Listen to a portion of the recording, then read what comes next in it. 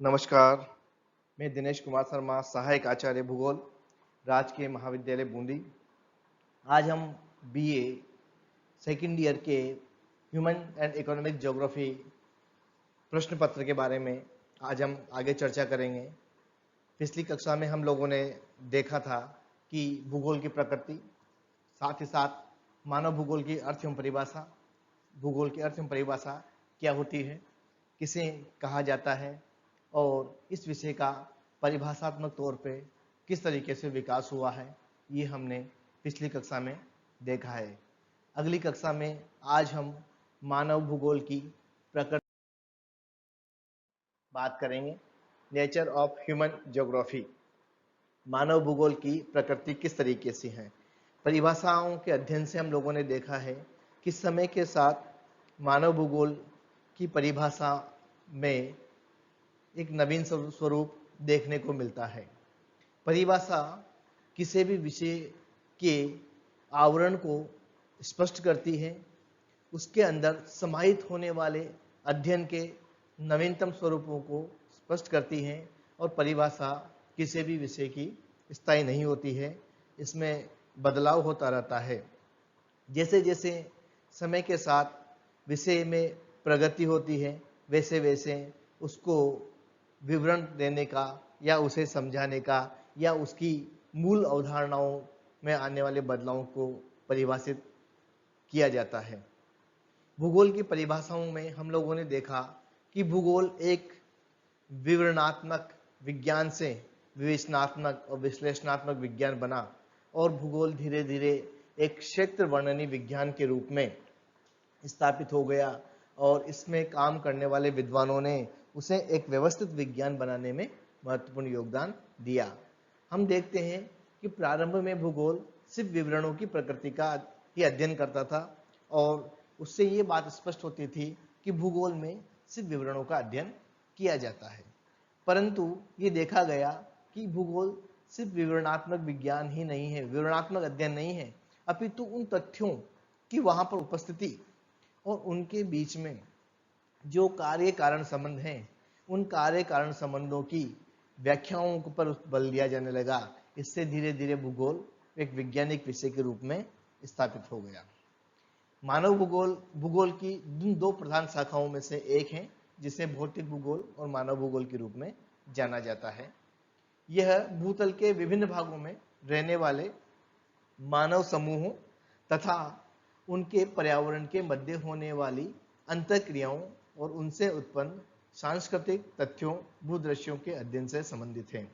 यदि हम मानव भूगोल की मूल प्रकृति को देखें तो भूगोल पृथ्वी के धरातल पर मानव उसका केंद्रीय विषय है और मानव पृथ्वी के केंद्र पर रह करके वहां के वातावरण के साथ जो अंतःक्रियाएं करता है और उन अंतःक्रियाओं से जिन स्वरूपों का निर्माण होता है, जो मानव प्राकृतिक तत्वों के साथ मानव की बौद्धिक क्षमता, उसकी तकनीकी क्षमता से प्रभावित होकर के उत्पन्न होते हैं, उनके अध्ययन से संबंधित है। अर्थात मूल रूप से मानव भूगोल में मानव को केंद्रीय भाग में वातावरण के साथ होने वाले परिवर्तनों पर आधारित किया गया है।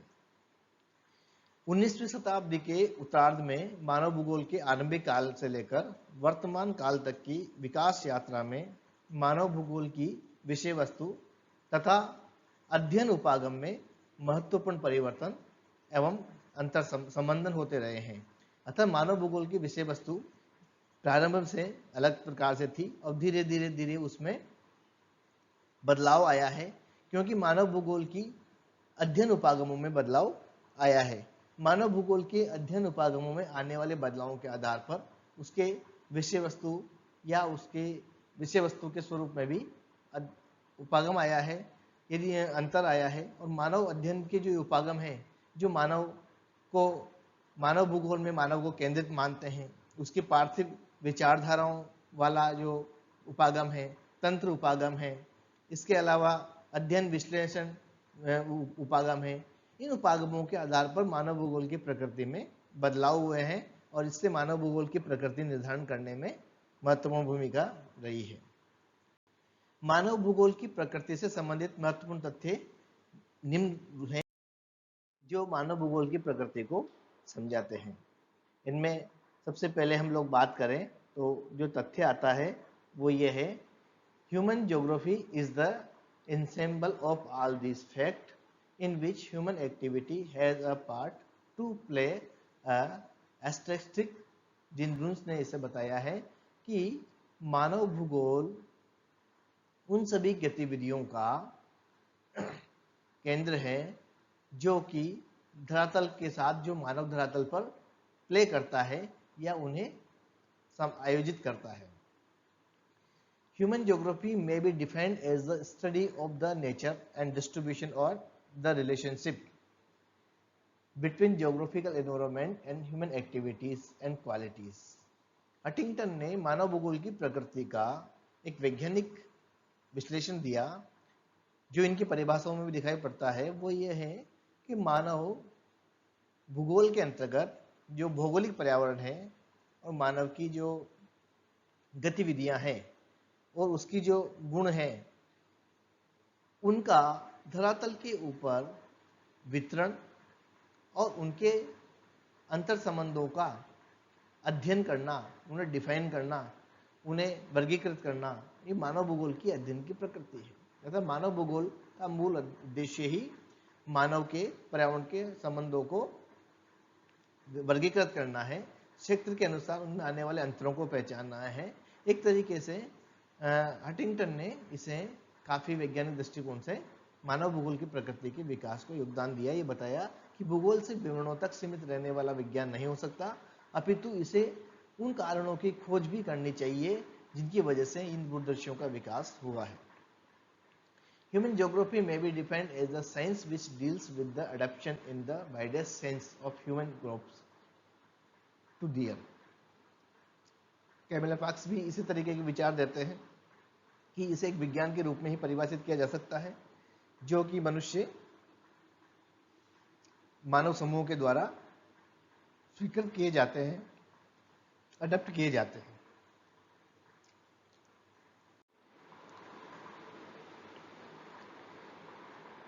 वहीं कहते हैं कि it is study men's adjustment to be natural environment, the varied and particular ways in which they adapt in his life with wholly or in natural environment part physical and organic nature। भौतिक और जैविक प्रकृति में मानव पर्यावरण से जो समायोजन करता है और जिन रास्तों को वो अडेप्ट करता है उसके जीवन के लिए, उन सब का अध्ययन मानव भूगोल की प्रकृति है, मानव भूगोल की प्रकृति के अंतर्गत शामिल किया जाता है। अतः मानव भूगोल मूल रूप से मानव की क्रियाविधियों का ही अध्ययन है। Human geography is locked upon the study of man and his work. अर्थात एक बहुत ही साधारण से वे में हम कह सकते हैं कि मानव भूगोल मनुष्य के और उसके जो कार्य हैं उन कार्यों की ओर इंगित करता है, उनके अध्ययन को इंगित करता है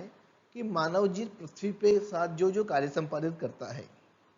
जिन जिन कार्यों को वो प्रकृति के साथ मिलकर के संपादित करता है, उन सब कार्यों का सीमा क्षेत्र मानव भूगोल के अंतर्गत किया जाएगा। ये मानव भूगोल की प्रकृति को व्यवस्थित रूप से समझाने का एक माध्यम है। मानव भूगोल की प्रकृति के बारे में बात करें तो सबसे पहले चीजें हैं, हम लोग इसको इस तरीके से देख सकते हैं कि मानव भूगोल मानव केंद्रित भूगोल, human geography is a man centred geography. Man centred geography से मतलब क्या हो गया कि मानव भूगोल का जब भी अध्ययन किया जाएगा तो उसमें मानव को केंद्र में रखकर ही अन्य सभी चीजों का अध्ययन किया जाएगा, उसके उन भौतिक तत्वों के साथ किए जाने वाली संबंधों का, अनुक्रियाओं का और उनका उस मानव पर प्रभाव का मानव को केंद्र में रख करके अध्ययन किया जाएगा। भौतिक भूगोल के अंतर्गत भौतिक तथ्यों जैसे पृथ्वी की आंतरिक संरचना, सेल संरचना, भूकंप, ज्वालामुखी, अपक्षय, अपरदन, वलन, भ्रंशन, तापमान, वर्षा, ज्वारभाटा, समुद्री धाराओं, सागरीय तत्वों का अध्ययन किया जाता है इसके विपरीत मानव भूगोल में स्वयं मानव, जनसंख्या तथा मानवीय तत्वों का स्थानिक अध्ययन सम्मिलित होता है, जिसमें मानव पर्यावरण संबंध, जनसंख्या वृद्धि, वितरण समस्याएं आदि, ग्रामीण एवं नगरीय अधिवास, विभिन्न मानव व्यवसायों जैसे आखेट, कृषि,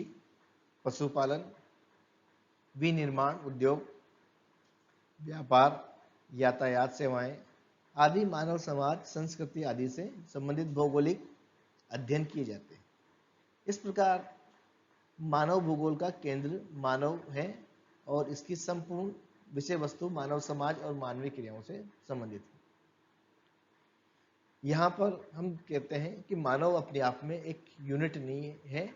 अपितु एक विस्तृत यूनिट है। और मानव से संबंधित यदि हम मानव जनसंख्या की बात करें तो मानव जनसंख्या की जो संगठनात्मक स्वरूप है उसका अध्ययन करना, इसमें जनसंख्या घनत्व, जनसंख्या वितरण, जनसंख्या संरचना, इसी के साथ साथ पर्यावरण से उनके संबंधों का, जनसंख्या में होने वाली वृद्धि का, जनसंख्या के विभिन्न क्षेत्रों में वितरण का और उन जनसंख्या की समस्याओं का, जनसंख्या के द्वारा धरातल पर बनने वाले स्वरूपों में ग्रामीण और नगरीय अधिवासों का, मानव के द्वारा अलग अलग क्षेत्र में किए जाने वाले व्यवसायों का, इन व्यवसायों के विवरण में खाखेट को, कृषि, पशुपालन, इन सबको अध्ययन किया जाना है, क्योंकि ये एक विस्तृत विषय वस्तु है जो किसी भी क्षेत्र में व्यापक रूप से पाई जाती है।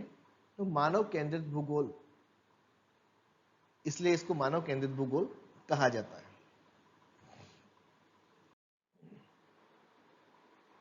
दूसरी बात, यदि हम मानव भूगोल की प्रकृति की बात करें तो वो आती है, मानव भूगोल मूलतः मानव पारिस्थितिकी है। Human geography as a human ecology. Ecology शब्द एक तरीके से पर्यावरण विज्ञान का शब्द है, जिसे बैरोज ने सबसे पहले पादप पारिस्थितिकी के संदर्भ में, इसे हैकेल ने सबसे पहले पादप पारिस्थितिकी के संदर्भ में प्रयुक्त किया। तो सबसे पहले हम लोग ये समझते हैं कि इकोलॉजी क्या है, पारिस्थितिकी की क्या है। पारिस्थितिकी से तात्पर्य होता है कि किसी भी क्षेत्र के जो जैविक घटक होते हैं उनकी वहां के भौतिक तत्वों की अनुक्रिया से बनने वाले स्वरूप को पारिस्थितिकी या इकोलॉजी कहा जाता है। इकोलॉजी के अंतर्गत किसी भी क्षेत्र के जैविक घटकों का वहां के भौगोलिक तत्वों के साथ होने वाले अंतर संबंधों का एक जो विशिष्ट रूप है वो पारिस्थितिकी माना जाता है। पारिस्थितिकी अपने आप में एक विस्तृत तंत्र है जिसमें उस क्षेत्र के अलग अलग घटक पाए जाते हैं, अलग अलग कंपोनेंट्स पाए जाते हैं और उन कंपोनेंट्स का उस क्षेत्र विशेष के वातावरण के साथ जो संबंधित की जो श्रृंखला बनती है उन श्रृंखलाओं के चक्रों का अध्ययन पारिस्थितिकी में किया जाता है। इसी टर्मिनोलॉजी को बैरोज ने मानव भूगोल में प्रयुक्त करते हुए बताया कि मानव भूगोल एक मानव पारिस्थितिकी है, ह्यूमन इकोलॉजी। ह्यूमन इकोलॉजी से क्या तात्पर्य है कि प्राकृतिक पर्यावरण से जीव की प्रतिक्रियाओं तथा अन्य जीवों से उसकी अंतःक्रियाओं का अध्ययन जिस तरीके से पारिस्थितिकी में किया जाता है, उसी तरीके से मानव भूगोल भूतल के विभिन्न भागों में मनुष्यों और उसके पर्यावरण के मध्य पारस्परिक संबंधों तथा उनसे उत्पन्न परिणामों, भूतल के विभिन्न भागों से तात्पर्य है कि पृथ्वी का एक विशाल क्षेत्रफल है और अलग अलग भागों में मानव पाए जाते हैं। मानव उन क्षेत्रों में पाए जाने वाला मानव प्रजातीय दृष्टिकोण से, शारीरिक दृष्टिकोण से अलग अलग भिन्न भिन्न रूपों में होते हैं, बौद्धिक क्षमताओं में अलग अलग रूपों में होते हैं और वो अपनी उस शारीरिक और मानसिक अवस्था से या ज्ञान से वहाँ के जो पर्यावरण के मध्य जो आंतरिक संबंध उत्पन्न करते हैं उन संबंधों से जो परिणाम बाहर आते हैं जिन्हें सांस्कृतिक भूदृश्य कहा जाता है उनकी व्याख्या करता है। अर्थात प्रत्येक सांस्कृतिक भूदृश्य अपने आप में एक विशिष्ट पारिस्थितिकी का रूप होता है और उस पारिस्थितिकी का मूल घटक मानव होता है जिसे मानव पारिस्थितिकी के रूप में देखा जाता है। अर्थात यदि किसी क्षेत्र में मानव समुदाय के द्वारा कृषि कार्य करके एक विशिष्ट प्रकार के कृषि भूदृश्य का निर्माण किया गया है तो वो मानव की कृषि पारिस्थितिकी का स्वरूप है जो मानव कृषि पारिस्थितिकी के रूप में देखा जा सकता है। किसी प्रदेश में रहने वाला मानव समूह वहां के प्राकृतिक पर्यावरण से प्रभावित होता है और उसका प्रभाव मनुष्य के खान पान, वस्त्र, पोशाक, निवास, गृह, आवास, व्यवसाय, संस्कृति आदि पर निश्चित रूप से पड़ता है।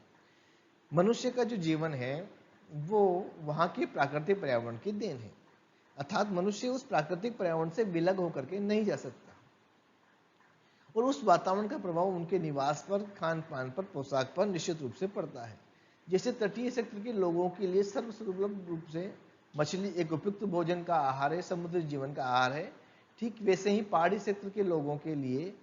कंदमूल, फल और कृषि से उपजे एक व्यवहारिक आधार होती है। तो ये वहाँ के खान पान अलग होते हैं। ठीक इसी प्रकार से एक रेगिस्तानी क्षेत्र में बनने वाले आवास और एक पहाड़ी या पठारी भागों में बनने वाले आवास अपने आप में भिन्न होते हैं, क्योंकि वो वहाँ के प्राकृतिक पर्यावरण से प्रभावित होते हैं, वहाँ की संरचनाओं से प्रभावित होते हैं। इसके बेहतरीन उदाहरण के रूप में हम देख सकते हैं कि आदिम ध्रुवीय क्षेत्रों में रहने वाले इग्लू जो बनते हैं घर, वो एस्किमो के द्वारा जो बनाए जाते हैं, वो वहाँ की प्राकृतिक पर्यावरण पर आधारित है, क्योंकि वो एक बर्फीला प्रदेश है और वहाँ पर निर्माण सामग्री के रूप में बर्फ ही उपस्थित रहती है। तब उन्होंने वहाँ के उस वातावरण से समायोजन करते हुए अपने आवासों को उस बर्फ के माध्यम से ही, बर्फ की शिलाओं के माध्यम से ही बनाया है, जिन्हें इग्लू कहा जाता है। तो ये किस क्षेत्र की, उस क्षेत्र की मानव के वहाँ के अंतर संबंधों के साथ, वहाँ के तत्वों के साथ बनने वाले अंतर संबंधों को ही मानव पारिस्थितिकी के रूप में देखा जा सकता है, किया जाता है। आपने इस वीडियो को अंत तक देखा, निश्चित रूप से आप इससे लाभान्वित हुए होंगे। आपका बहुत बहुत धन्यवाद। अगली कक्षा में हम मानव भूगोल के अगले विषय पर चर्चा करेंगे। Thank you.